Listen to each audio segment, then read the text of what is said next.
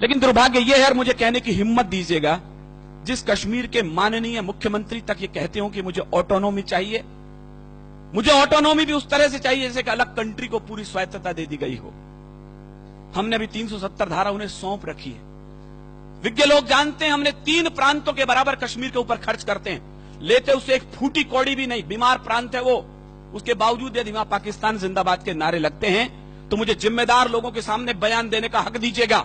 और शायद मैं पहली बार बोल रहा हूं जिम्मेदार लोगों, तो मेरी हिम्मत को दाद दीजिए, मैं कहां खड़ा हूं और किसके सामने क्या बयान देने जा रहा हूं। कश्मीर वो बेवफा औरत हो चला है जो खाता हमसे है, पीता हमसे है, पहनता हमसे है और नैन मटक के पड़ोसी से करना चाहता है। 52,000 बेटे खोने के बाद ये मुल्क कश्मीर को अपना मानने को तैयार नहीं है कुछ लोग वहां पर। मैं कहना यह चाहता हूं, अपनी इस केसर घाटी को इतना लहू दे चुके हैं हम, अब तो जो भी फूल खिलेंगे वो सब फूल हमारे होंगे। अब तो जो भी फूल खिलेंगे वो सब फूल हमारे होंगे। और फारूक साहब, आपके बयानों पर 4 टिप्पणी कहते मैं अपनी बात शुरू करता हूं कि अलग देश की मांग नहीं, ये देशद्रोह का नारा है। और कहीं कविता हो, भुवन जी जैसे बड़े भाई मेरे यहां बैठे, मैं आप तक पहुंचाता हूं। अलग देश की मांग नहीं, ये देशद्रोह का नारा है।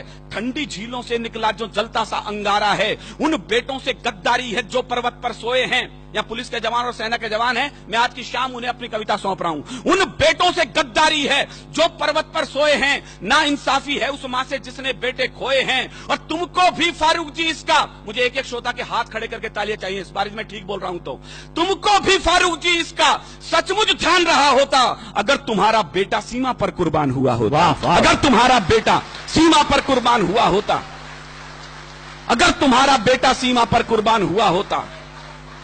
तुम कहते हो कश्मीर के तुम ना जो सीएम होते, कहते हैं तो मैं हिंदुस्तान में हूं, यहाँ के विवादास्पद सूबे का सीएम हूं, मैं होता तो वहां का प्राइम मिनिस्टर होता। फारूक साहब, हिंदुस्तान में राजस्थान वो मिट्टी है जैसे इतिहासों को आईने दिखाए हैं, एक आईना मैं दिखाता हूं। तुम कहते हो कश्मीर के तुम ना जो सीएम होते, जाते पाकिस्तान वहां पर तुम उनके पीएम होते। फारूक जी अगर पाकिस्तान का, मुझे आपकी कमजोर तालियों के बीच कविता पढ़नी पड़ रही है, मेरा दुर्भाग्य भी हो सकता है। फारूक जी अगर पाकिस्तान का कुछ इतिहास पढ़े होते, फांसी के तख्ते पर तुम भी भुट्टो संग चढ़े होते। फांसी के तख्ते पर तुम भी भुट्टो संग चढ़े होते। फांसी के तख्ते पर तुम भी भुट्टो संग चढ़े होते। ये तो हम हैं जो गद्दारों को कुर्सी दे देते हैं, आस्तीन के सब सांपों को छाती पर सह लेते हैं। कोई रण में जीती भूमि भी वापिस कर देता है, कोई सेना के लोहू से शाही को धो देता है, कोई मजहब के नारों से अलग देश बंटवाता है, कोई उग्रवादियों से जाकर हाथ मिलाता है। लेकिन ये तो हम लोगों की, मुझे केवल इशारे में नाम नहीं लेना, बोलना है, लेकिन ये तो हम लोगों की सब किस्मत में होना था। कुछ ऊंचे लोगों की गलती जीवन भर को ढोना था, कुछ ऊंचे लोगों की गलती जीवन भर को रोना था, कुछ ऊंचे लोगों की गलती जीवन भर को ढोना था। अच्छा होता, पता नहीं कितने लोग समझेंगे, अच्छा होता अगर पटेल कुछ लोगों को झटका देते, कुछ को आजादी मिलते ही फांसी पर लटका देते, कुछ को आजादी मिलते ही फांसी पर लटका देते। फिर ना कश्मीर का झंझट ना खूनी होली होती, फिर ना कश्मीर का झंझट ना खूनी होली होती, ना बंदूकों के साये में मेहंदी और रोली होती। अगर कबूतर श्वेत नहीं, यहां गुरु गोविंद सिंह के बेटे बैठे, मैं इनकी पगड़ी को गुरुद्वारा मान करके प्रणाम करना चाहता हूं। संजय ने अभी बताया, चुटकुलों की कौम बना के रख दिया हमने सरदारों को। माफ करें साहब, ये बलिदानों की सबसे बड़ी कौम थी। हमारे बड़े कवि बताते हैं 123 ऑथेंटिक फांसी हुई है पहले स्वाधीनता संग्राम में।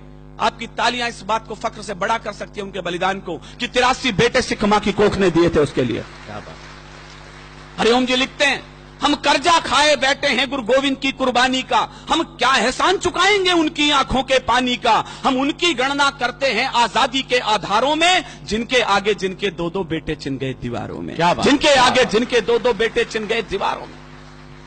चापेकर बंधुओं के अलावा केवल दूसरा बलिदान गुरु गोविंद सिंह के परिवार से आता है। 4 बेटे थे, चारों के चारों युद्ध में और चमकौर के युद्ध में बलिदान हुए।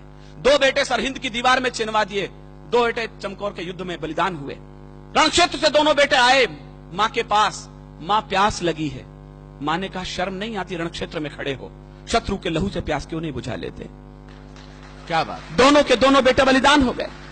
मां की आंखों से आंसू आने लगे तो गुरु के पास गई, 4 बेटे थे, चारों तो बलिदान हो गए, अब क्या करूं इस खाली कोख का। जो उत्तर दिया गुरु गोविंद सिंह ने, मेरे रोंगटे खड़े होते हैं। देश धर्म के वास्ते वार दिए सुच्चार, मत बजाना विनीत चौहान की कविता पर तालियां। यदि उठ सके तो उन बलिदानियों के नाम उठे जिनकी बदौलत आज हम यहां खड़े हैं। देश धर्म के वास्ते वार दिए सुत चार, अरे चार मरे तो क्या हुआ, ये जीवित कई हजार। वाह वाह, चार मरे तो क्या हुआ, ये जीवित कई हजार। चार मरे तो क्या हुआ, ये जीवित कई हजार। वाह। अगर कबूतर श्वेत नहीं, मेरे इशारे की भाषा, मेरी मजबूरी देखिए मुझे किन लोगों के सामने क्या बोलना है और अपनी बात भी कहनी है। एक आग का दरिया है और तैर के जाना है। मुझे दोनों पक्ष प्रतिपक्ष के लोग बैठे हैं और अपनी बात कहनी है। अगर कबूतर श्वेत नहीं, मैं आपकी बौद्धिकता पर छोड़ता हूं, इशारे पर अपनी बात कहता हूं। अगर कबूतर श्वेत नहीं, हम गुरु के बात छोड़ देते तो लाहौर कराची को हम दिल्ली तलक जोड़ देते। तो लाहौर कराची को हम दिल्ली तलक जोड़ देते। अब भी अटल इरादे लेकर भारत के लोगों जागो, शांति मंत्र की पूजा छोड़ो, दुश्मन पर गोले दागो। शांति मंत्र की पूजा छोड़ो, दुश्मन पर गोले दागो।